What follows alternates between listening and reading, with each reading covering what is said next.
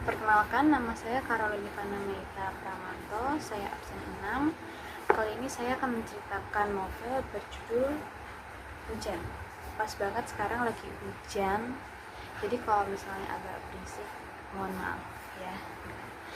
Jadi aku beli novel ini itu tahun 2017.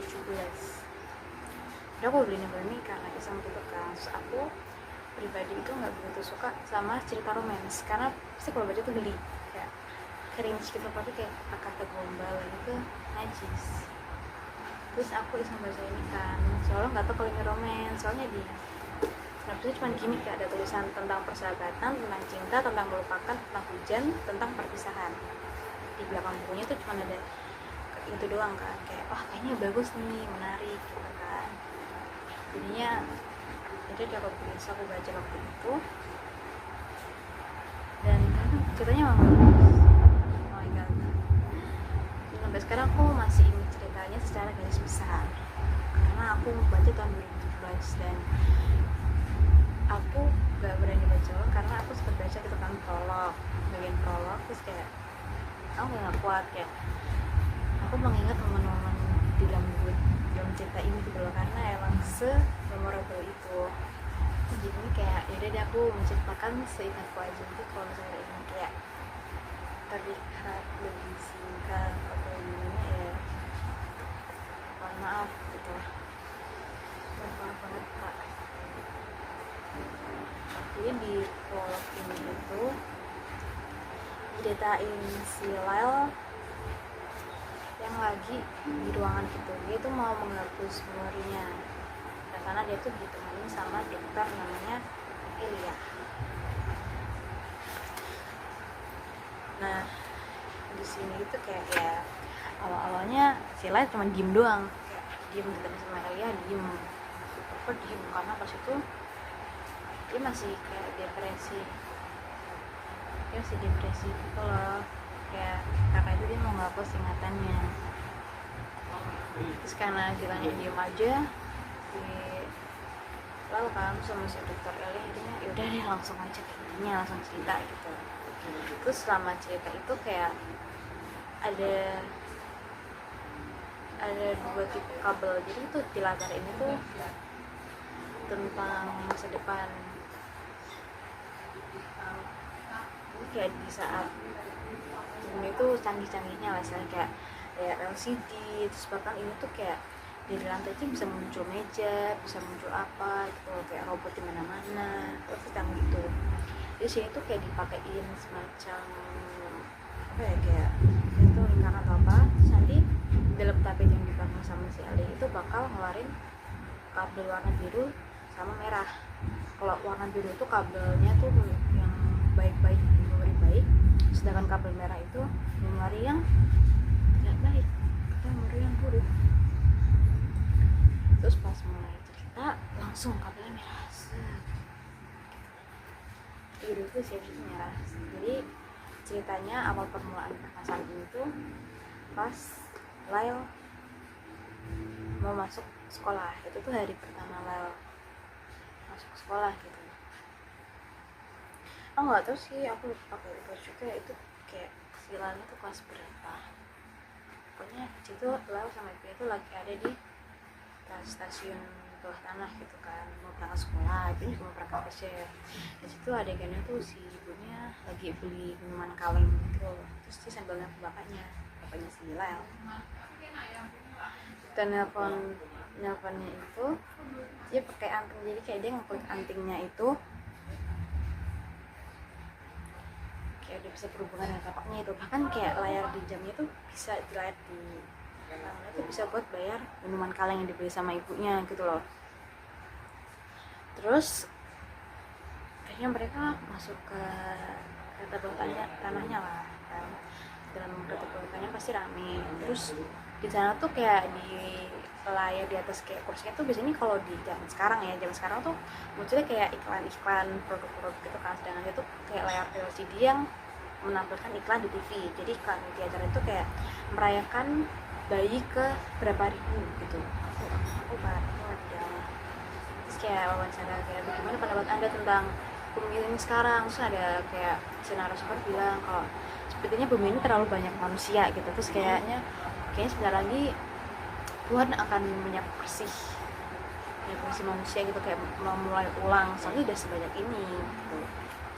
Terus kalau setelah berita itu gunung Krakatau meletus. Jadi gunung Krakatau meletus, terus karena itu jadi gempa dahsyat gitu kan. Terus di dalam kereta tuh sempet panik gitu, terus semua kereta itu tuh berhenti. Jadi kereta itu sebenarnya kayak kapsul gitu loh. Ini sebenarnya bentuknya kapsul ya. Terus padahal tuh di kereta itu tuh udah kayak anti gempa ya, secanggih itu dulu, pasti kayak sudah ada segi keamanan sendiri lah. Dan bahkan kereta itu mati, terus listriknya kayak udah mati gitu loh. Karena itu sama petugas semuanya disuruh keluar, terus semua orang-orang itu langsung menuju ke tangga darurat ya kan. Ke tangga darurat ternyata ada gempa susulan. Nah pas si Lyle sama yang naik, kan depannya mamanya nih, dari atasnya berarti kan. Terus tangganya roboh karena gempa. Jadinya Mama Lyle jatuh. Terus si Lyle ini kayak dia mau berusaha menangkap mamanya yang di bawah, tapi ditahan sama satu cowok namanya Esok ini akan menjadi bintang bersama Lyle. Nah setelah mereka naik ke permukaan sampai di kota lah istilahnya, mereka melihat betapa hancurnya seluruh kota itu. Kayak debu-debu udah gak ada berserakan maupun gak karuan, kayak ada mayat di mana-mana. Terus kayak udah mulai ada beberapa ambulans gitu lah kayak. Dan di saat itu, di momen itu, ketika itu terjadi hujan, dimana hujan itu adalah momen favoritnya si Lyle. Itu sesuka itu sama hujan. Oh my god, selalu kayak bener diem doang, dia bengong, gak ngajak ngomong si Esok. Jadi si Esok duluan gitu loh yang mengajak si Lyle sama tempat. Terus mereka akhirnya kayak ke penampungan, kalau nggak panti asuhan gitulah. Mereka numpang sih yang di sana, numpang sama anak-anak lain gitu. Terus kan mereka berdua jadi kita main deket si Lyle sama Esok. Terus kayak mereka sempat gibah gitu, ada satu cewek rambutnya tuh keribu, terus kayak si Lyle agak jahat sih, kayak bilang kalau rambutnya keribu gitu banyak fotonya nggak sih. Terus kayak bikin bercanda sama si Lyle. Nah setelah lama-lama di sana, si Esok itu ternyata pintar, jadi dia bisa kayak memperbaiki alat, terus kayak bantu sana. Ini sangat-sangat berguna aja menjadi remaja yang aktif itu di sana. Terus karena dia seaktif itu, dia diangkat sama satu keluarga. Terus diangkat, terus dia mintain tolong buat ikut kayak sama pusat kayak mengembangkan teknologi lah istilahnya kayak gitu. Nah karena si Lyle sendirian di penampungan situ, akhirnya dia mulai untuk mencari teman baru. Setelah mencari teman baru, dia bertemanlah dengan wanita kribo itu, yang cewek yang dia sulit awangin sama si Esok. Jadi cewek yang rambut kribo itu namanya Mariam. Beautiful name.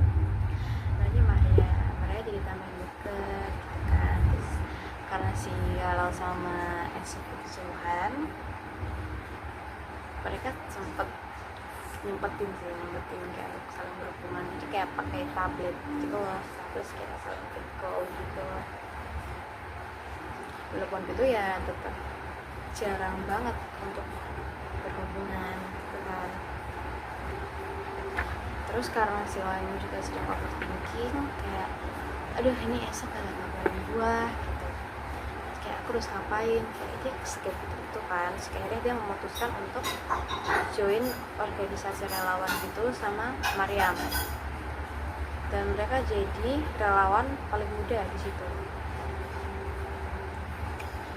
Nah, karena si Leo sama Esok ditambah sibuk, mereka juga jadi jarang berkomunikasi gitu. Apalagi si jadi kawan paling muda kan, dia aktif banget di situ. Kayak dia pernah harus nyebrangin kayak tempat yang berlumpur buat bikin korban di sana gitu loh. Terus dia juga dapetin itu sama Mariam, dapetin kayak penghargaan itu karena dia berkorban banyak cuy. Walaupun di tengah kesibukan itu si sama Esok sempat nyempetin buat ngobrol seenggaknya 5 menit gitu loh. Soalnya si Esok juga waktunya kagak banyak. Ada suatu momen jadi si Esok kemarin kan lagi video call lah, terus kayak bentukannya si Esok tuh udah nggak karu-karuan, kayak dia pakai jas lab, rambutnya berantakan, terus matanya juga kelihatan hitam gitu, jarang tidur kan. Kayak Lel ngeliatin kayak kasihan banget kayak aku. Dan di ini mereka perlu nggak ada yang konfes, kalau saling suka gitu, kayak udah hubungan aja.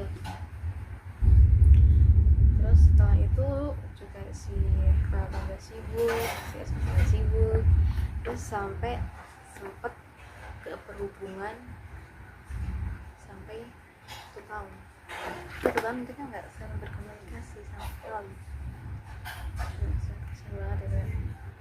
Tapi untungnya pas kayak si Lyle ada ikan gede ya kalau nggak salah, si Esok tuh nyempetin datang sambil bawa sepeda merah yang udah usang gitu. Jadi pas di pengungsian dulu tuh si Lyle sama Esok sering jalan-jalan, tapi diajak sama Esok sih. Esok sering ngajak jalan-jalan Lyle biar nggak stres, soalnya si Lyle tuh gampang banget bengong. Kayak gitu pikiran aku sih, anaknya overthinking parah. Si Esok ngajak Lyle jalan-jalan kayak ke taman, terus ke tangga darurat tempat ibunya nggak ada. Terus bahkan ada suatu momen pas dulu ya, mereka jalan-jalan itu sempet hujan asam, jadi mereka akhirnya mutusin untuk nyeduh di taman itu. Terus kayak ngobrol semakin deket, kayak lucu sekali momennya. Terus balik lagi ke yang udah gede, si Lel sama Esok jalan-jalan lagi, tetap pakai sepeda merah itu walaupun udah usang gitu lah. Mereka ke taman itu, terus ke tangga darurat, dan di momen itu tuh kalau nggak salah itu juga hujan tapi gerimis gitu loh.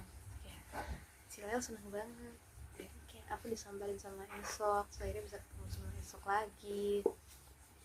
Terus kayak ya berbincang-bincang, terus bahas kayak kamu gimana di organisasi ini, terus kayak Esok ngapain aja gitu. Jadi mereka menghabiskan waktu bersama sebaik-baiknya, karena setelah hari itu besoknya mereka kembali sibuk lagi. Dan konteks ini tuh si Lyle sering ke tempat ibunya Esok, kan Esok sempat diangkat tuh sama satu keluarga. Nah ini tuh ternyata tinggal ibunya doang, dan ibunya itu kursi roda, dan dia tuh kerjanya tuh bikin kayak roti-rotian gitu loh. Dan si Lyle sering ke tempat ibunya bantuin ada kata-kata gitu. Gitu. Setelah lama berlalu, hari semakin sibuk, dan bumi pun kondisinya semakin parah karena setelah Gunung Krakatau meletus, gempa bumi itu. Setelah gempa bumi susul tsunami. Karena tsunami makin parah, iklim di bumi juga semakin naik tuh. Jadi ada momen tuh kayak kadang kalau dingin tuh dinginan sampai dingin banget. Terus kalau panas tuh yang panas luar biasa mengalahkan Semarang, yang mataharinya tuh ada 5.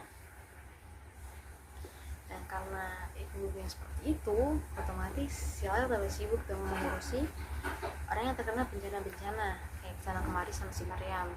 Terus kayak tapi si Lyle tetap walaupun dia melakukan hal itu untuk memikirkan Esok gitu, yang telah menyelamatkan dirinya. Ya si Lyle memang benar-benar sudah jatuh hati dan jatuh cinta kepada esok. Setelah itu karena kondisi yang sudah separah itu, terus kayak penting itu kayak sudah berusaha melakukan segala cara untuk menurunkan suhu bumi yang kayak pasti banget itu, berusaha melakukan suhu bumi kan. Terus ya sih memuaskan sih, suhu bumi jadi lebih naik gitu, tapi jadinya panas banget yang aku bilang tadi.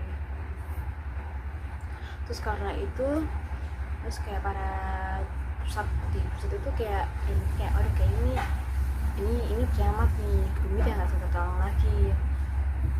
Jadi mau nggak mau mereka lah yang harus mengungsi itu keluar angkasa, dan mereka memutuskan untuk membuat proyek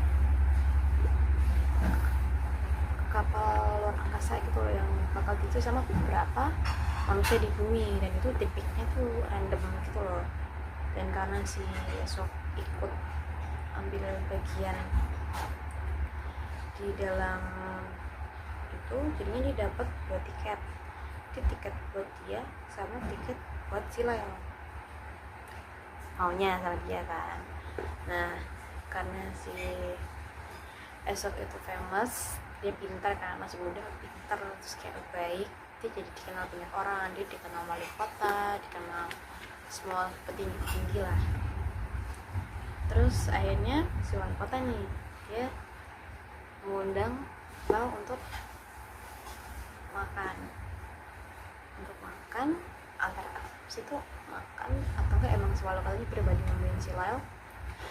Pokoknya intinya si wali kota itu nggak ngomong sama si Lau untuk misalkan si Esok ngasih tiket atau tiket ke dia, kalau tiketnya itu dikasihin ke anaknya aja, karena dia mau anaknya itu melanjutkan hidup. Sedangkan si Pak Wali Kota sendiri itu memutuskan untuk menetap di kota itu karena itu adalah kota kelahirannya dia gitu loh. Dia kelahir di situ, dia mati di situ.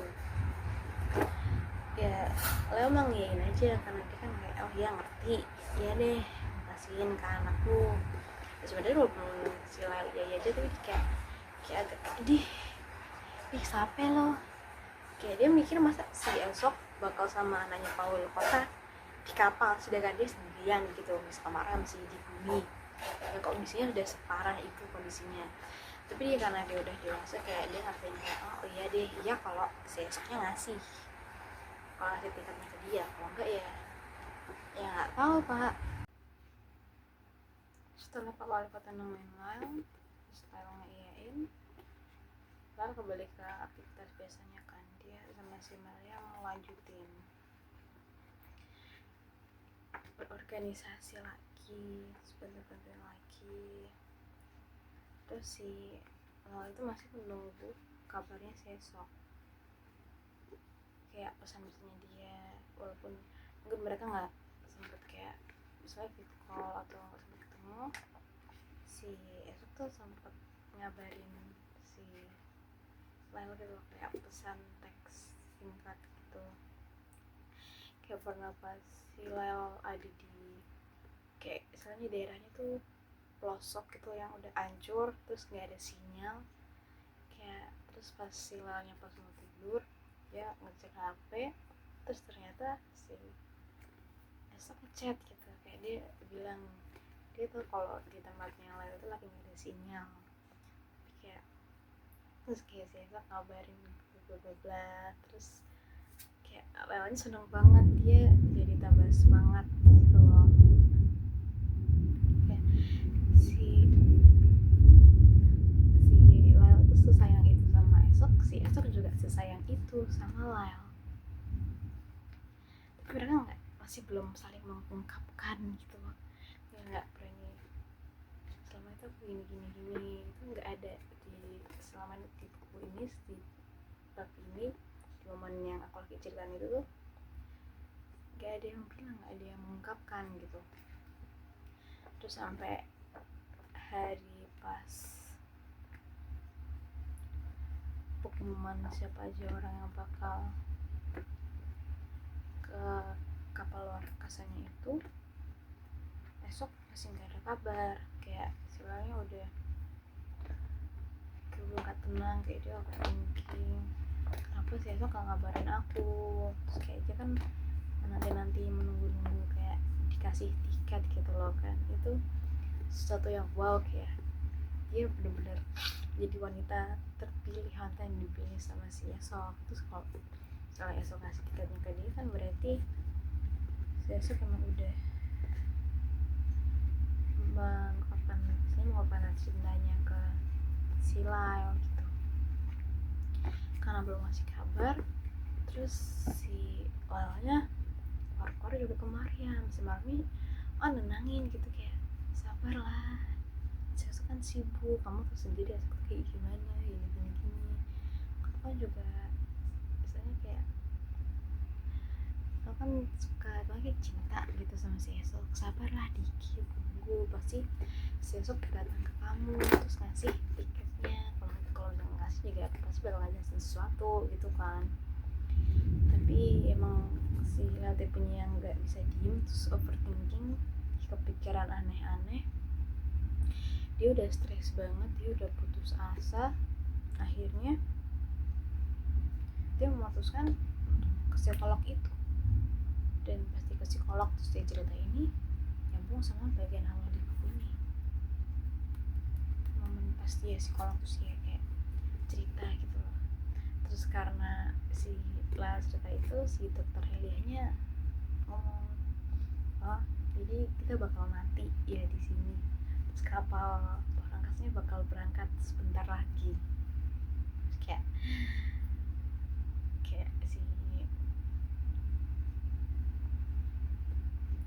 ceweknya masih diem gitu kan, si Lalanya masih diem, dia tidak bisa berkata apa-apa karena dia mungkin terlalu kayak kecewa gitu loh. Dia berespektasi kayak si Esok bakal ke aku, dia bakal ngasih tiket ke aku, terus aku bakal ngasih tiketnya ke anaknya Pak Wali Kota, bla bla bla gitu kan.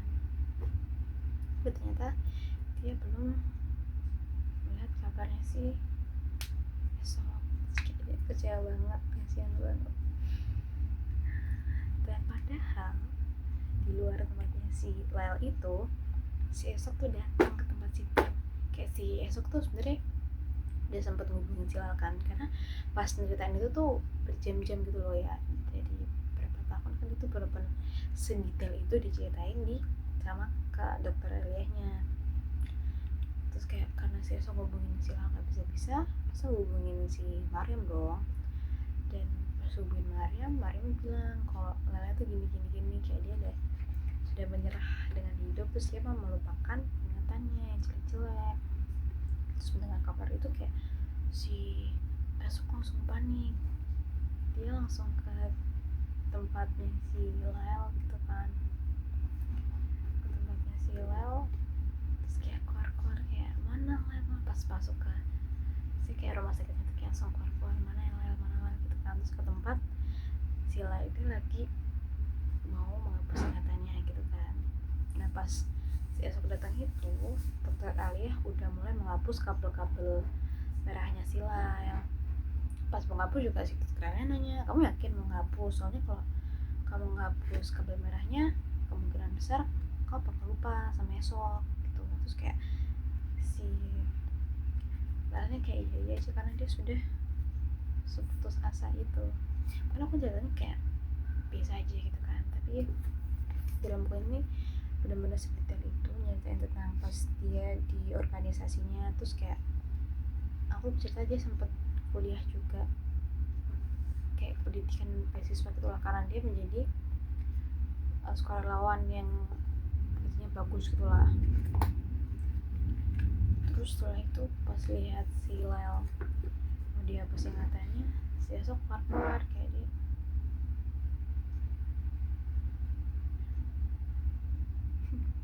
dia dia bapak aku maaf, dia kayak teriak-teriak, aku ini Esok, aku yang bikin peralatan ini, buka pintunya sekarang gitu kan. Tapi sama mereka nggak dibukain karena emang prosedurnya itu bisa dibatalin gitu loh, kayak udah kejadian emang nggak bisa dibatalin. Terus mau nggak mau si Esok akhirnya buru-buru gitu kan, esoknya menunggu di luar, menunggu kedatangan si Lay kayak persis selesai. Gak lama si Lay keluar tuh kan, tuh dibuka Lay keluar, terus mereka yang berhadapan. Si esoknya udah ya ampun my love, pengen perjuanganku, masa kamu lupain gitu aja gitu loh.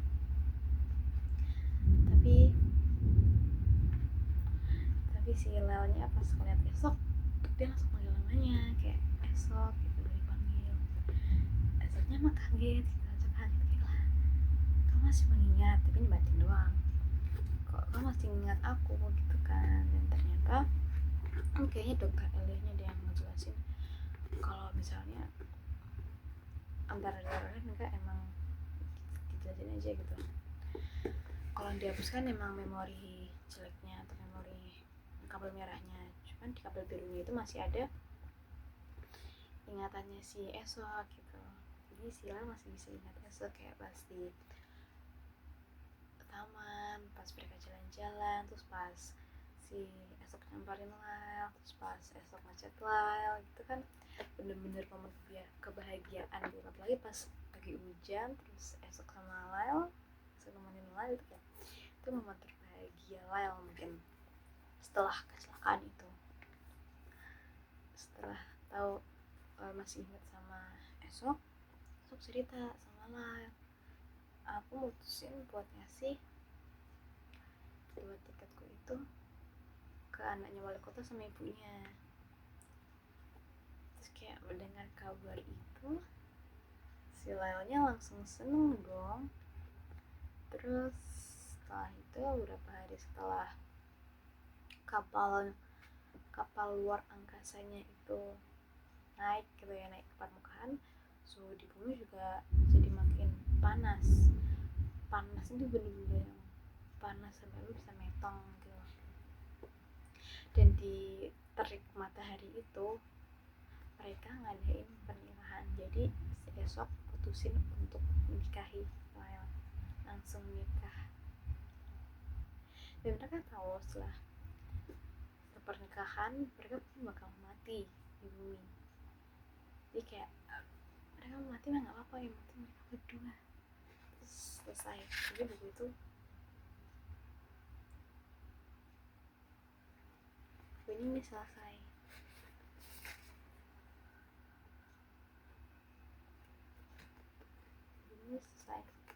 Tapi di epilognya nyeritain sih kayak tentang gimana gambaran kapalnya itu, orang-orang di kapalnya itu gimana itu ya, masih sehat-sehat aja, mereka sebenarnya punya kehidupan sendiri lah di kapalnya itu. Terus kayak nyetain si Elia gitu, kayak dari ratusan pasiennya dia cuman si Lyle ini yang paling spesial karena ceritanya itu benar-benar sangat-sangat berwarna gitu. Dan aku juga ingin judulnya kayak